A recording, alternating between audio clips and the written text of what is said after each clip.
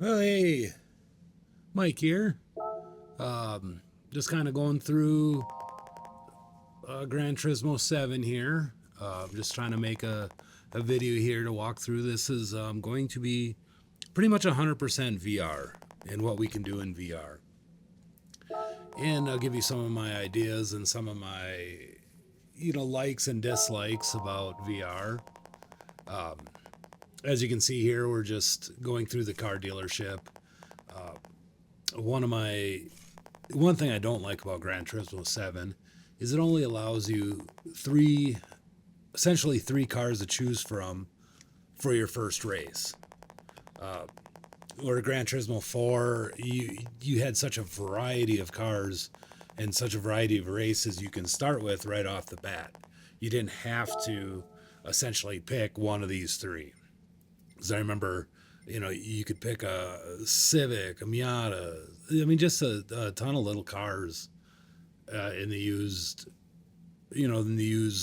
car lot, rather than just picking the three. Uh, One thing I do like about the collections of having to do, get these cars and have to race these cars to gain other cars, especially in VR, is you actually have such a great chance, a great opportunity to see what these cars feel like driving, and to be able to, kind of, get different ideas of what cars you actually like to race, which is pretty neat. I don't know if that shows so much not in VR, because you're not really in the cars. A lot of people don't use cockpit view when they're racing, outside of VR. Here I am just kind of going through and changing some daylight and just kind of futzing around a little bit with VR. Just kind of getting a different aspect of it because I'm pretty new to it. I can't say this is the first time ever playing this. I do have another account that I played for a little while, but I played it enough to kind of understand a little bit of what's going on. And then I decided that I'm going to start making some videos. I see a lot of people run, some VR and give their first ideas, but it's not like a first. There hasn't been like a series or something like a completion. A lot of people, oh, a VR, here's a VR race, blah blah blah. We had fun. This is great, and that's that. Well, VR to me is pretty important. One thing I have to mention that the PlayStation VR 2 is not a Valve Index. PlayStation does not seem to offer what a PC dedicated VR and games can offer. I do a lot of Flight Simulator, Microsoft Flight Simulator, with a Valve Index, and I know it may not be the hardware as far as the VR headset. It could be a lot more in the programming, but when you're sitting in a little Cessna, a little C-152 on the tarmac, you are tempted to reach out and touch things. It is, with that Valve Index, it is so realistic. It is so photo. You just want to reach out and touch stuff. I mean, it is incredible. The VR for the PlayStation, the VR PS2 or whatever they call it, is different. They're OLED screens, very bright, very colorful. Colorful to the point that you have to mess around a little bit with your saturation. There's some brightnesses, I guess, that I've heard some people can talk about trying, but life isn't that bright. Like the colors, like you look at things, it's like, oh yeah, that's a nice color, but it's not. It's not a projected color like you get projected in your eyes. So that was my first turn off of the VR headset. Now I played some time and I've gotten used to it. I mean, I am pretty much okay with it now. I adapted. I haven't played or put on that Valve Index for a while, but I pretty much adapted to the PlayStation's VR, and I'm quite happy with it. My first my first my first opinion of it is this sucks. It's like a cartoon. It's like watching a TV with your nose touching the screen. It didn't give you that real VR experience, that photorealistic experience. But anyhow, by all means, if you haven't done VR before, this PlayStation VR 2, it will blow your mind. If you have some high-end VR stuff and you played a lot of high-end VR games, you know, depending on what VR you had, this might or might not meet your expectations. But give it some time, just like every game, it'll grow on you. I'm pretty happy with it. And that's why I decided, I believe I'm going to do a whole series of racing in VR. Now, when I first played, I also played on a controller, you know, on the couch, you know, racing that way. This one here, I've actually got a steering wheel. I broke out my old steering wheel that I bought for Trucking Simulator a bunch of years ago, and I tried to use pedals and, you know, try to do it that way to kind of get the immersion in. You'll see a couple times and where the pedals are really close together and I have big feet, and there's a lot of times my feet like to slide and I'll hit the clutch instead of the brake and I'll just run right in a wall. You'll see that time and time again. It happens. But anyways, I do have this setting on hard. The hard setting, no assist. I think ABS is, I think, the only assist I have on. It's on default. I think everything else I'm showing it right here. Everything else I'm turning off. I'm leaving the ABS default on, or just on default. Everything else I'm just turning off. Because, and I need to turn off some of the display, some of the heads-up display. I kind of like it, but in another side of that, I kind of don't. I mean, I like to see my lap times, and I like to see the car in front of me. But in a way, I kind of don't.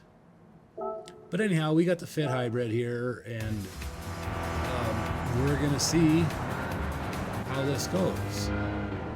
And I don't know, this is the first time actually watching the video. I just kind of got them transferred. Now this banking is kind of weird in VR. You can't quite,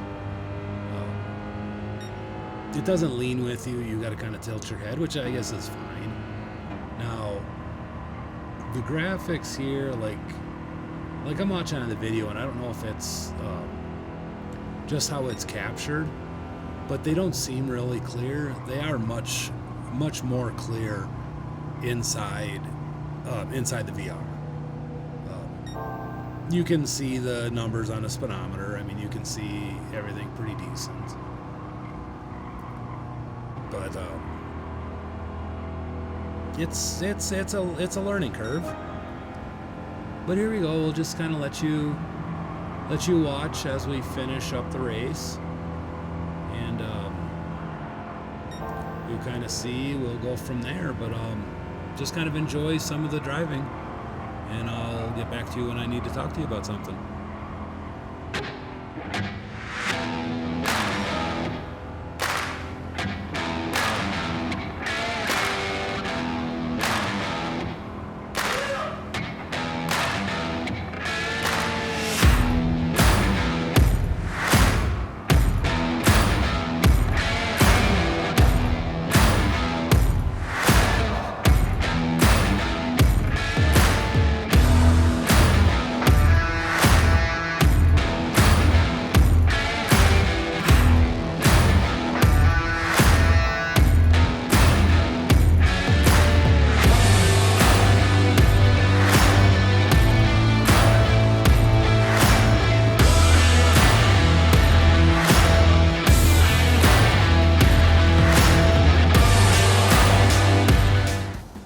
All right, as you can see, we got second place.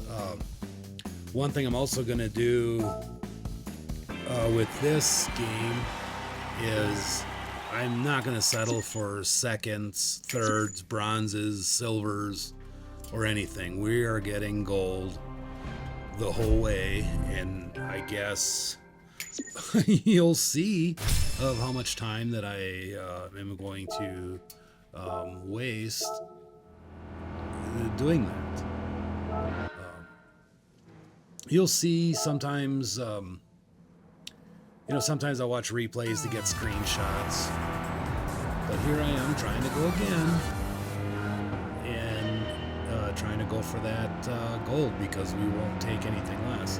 And I'm also going to try to keep a clean race bonus the whole way, because one of the aspects of being able to play online later on and having that reputation of a clean racer is pretty important. So again, we'll let you go along for the ride, and I will chime in a little bit later.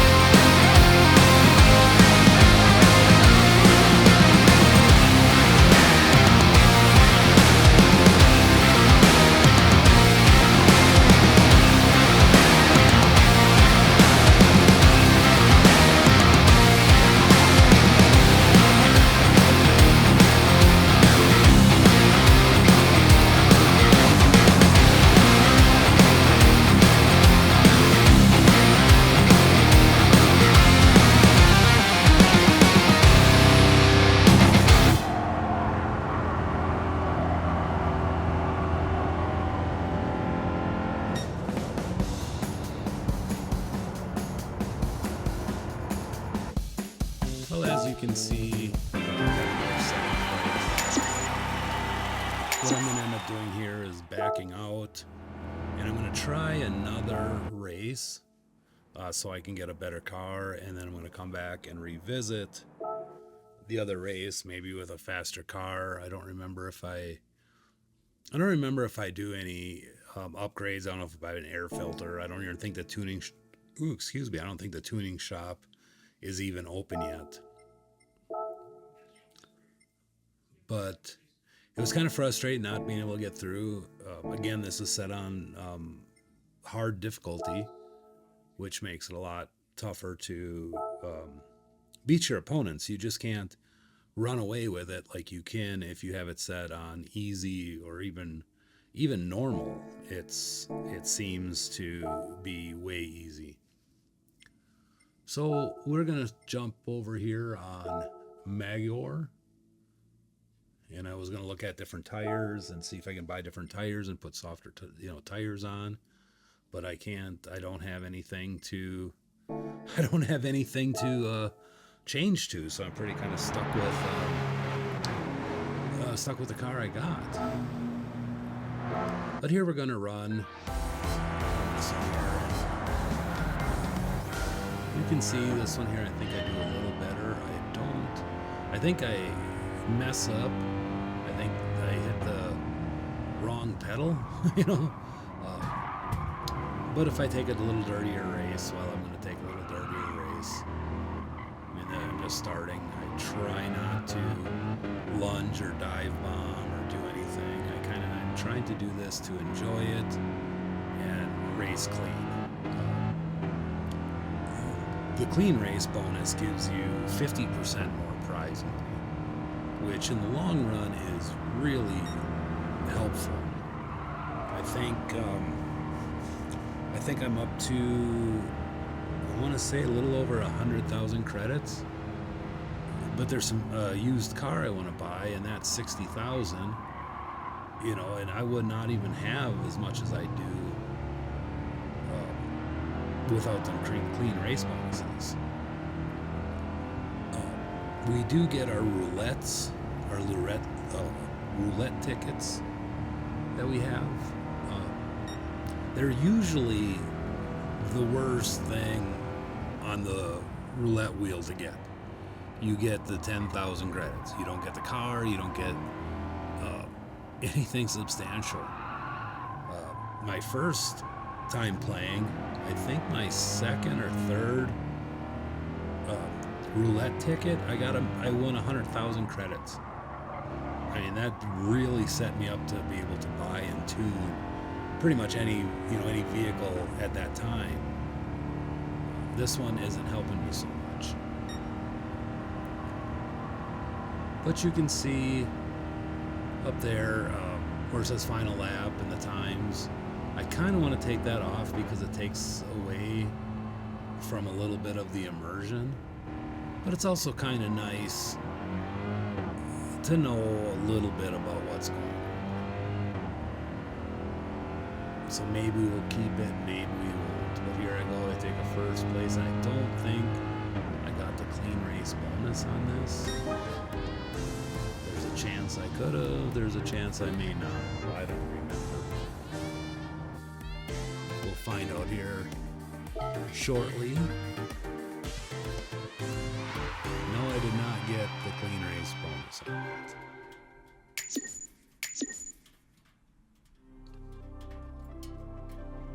But I did win a Fit, which I think is the same car I had. So we're gonna go retry. Why am I retrying? Oh, I think I was retrying it so I can get the clean race bonus.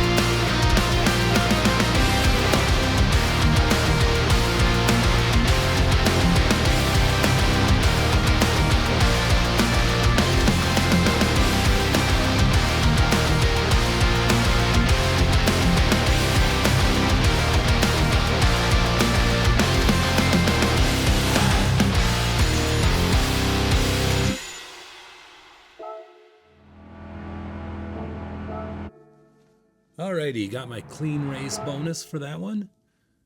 And now we are going to run over to Asia. I think it's over there, and I think it's, yeah, the Asian Oceania. The Broad Bean Raceway. And let's see if we can kick some butt over here.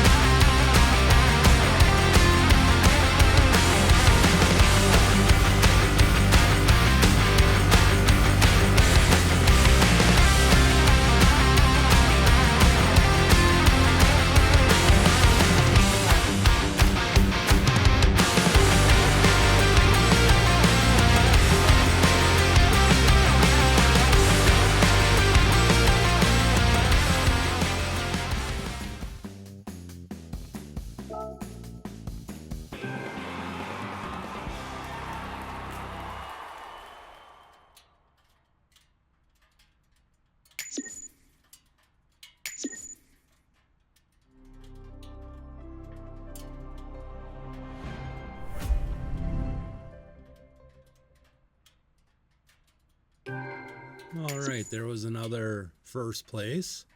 Clean race bonus. Prize money plus 50%. Now I think I go back and try to race the original one at the Daytona with this Toyota. And then we'll see what we can get out of that.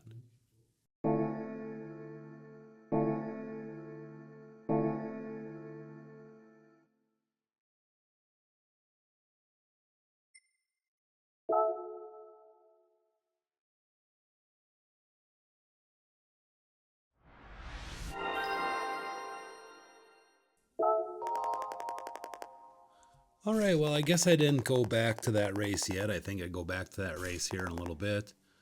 But right now we went back to the cafe. I was kind of wondering maybe if he gave me something or maybe something were to happen. But I ended up going back to the cafe. I missed each one that gives you a little roulette ticket. It opened up the license center. Then I talked to Lucas, and of course he told me about the Japanese compact cars. And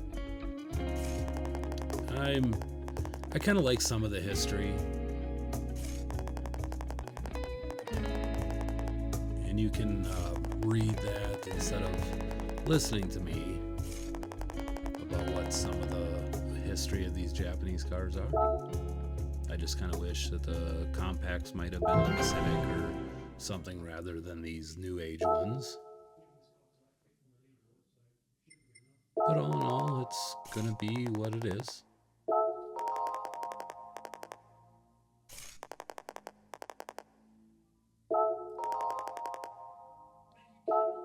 But anyways, it looks like the licensing center is going to be next to get my license, and that'll be coming up in the next video. This one here is just going to be me going back to Daytona to get my gold medal, or my gold award. So with that said, go ahead and stick around, watch that race, and we'll see you after the race.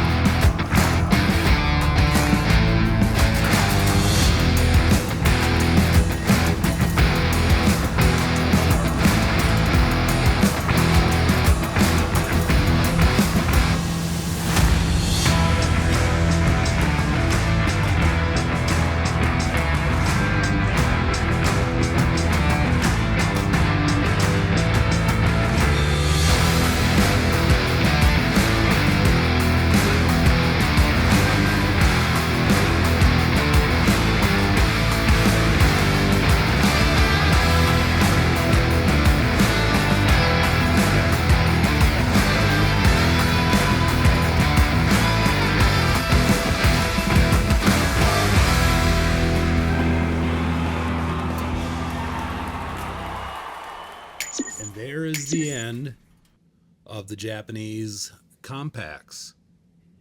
I hope you enjoyed episode 1.